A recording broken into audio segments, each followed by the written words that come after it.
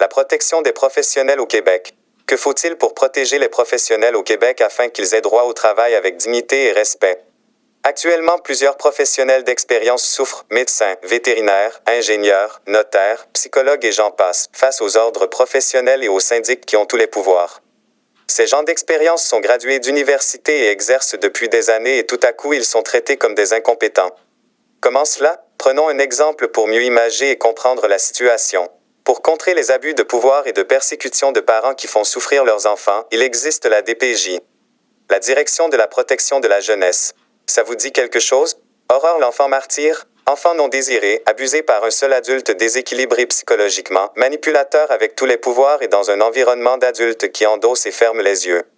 Pourquoi pour les ordres professionnels, qui persécutent certains membres, il n'existe pas la DPP, la Direction de la protection des professionnels?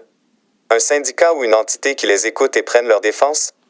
Pendant que les inspecteurs des ordres sont payés et encouragés à pourchasser les professionnels sur des balises subjectives au nom de la protection du public, les professionnels, eux, doivent payer des sommes astronomiques et mettre leur carrière en jeu pour argumenter contre un organisme qui a tous les pouvoirs.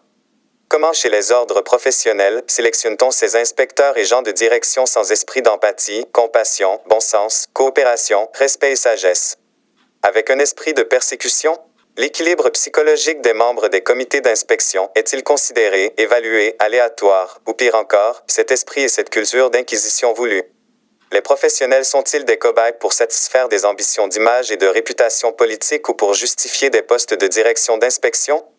Plusieurs professionnels ont un long parcours de carrière parfait, clients satisfaits, ils paient leurs assurances professionnelles, ils font preuve d'humanité envers leurs clients qui crient au secours, et ces professionnels voient tout à coup leur droit au travail bafoué.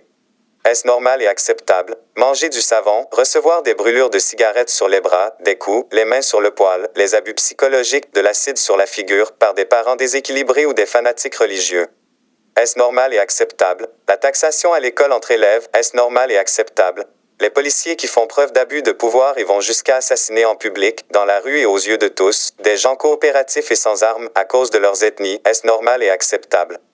Alors la détresse que vivent plusieurs professionnels au Québec, professionnels souvent de grande expérience et de renommée, même en petit nombre. Est-ce normal et acceptable? Les enfants maltraités, les femmes battues, les citoyens injustement traités bénéficient d'organismes gratuits et de moyens pour se défendre. Pourquoi pas les professionnels? Qu'est-ce qui sera nécessaire? Un syndicat de professionnels qui regroupe toutes les disciplines?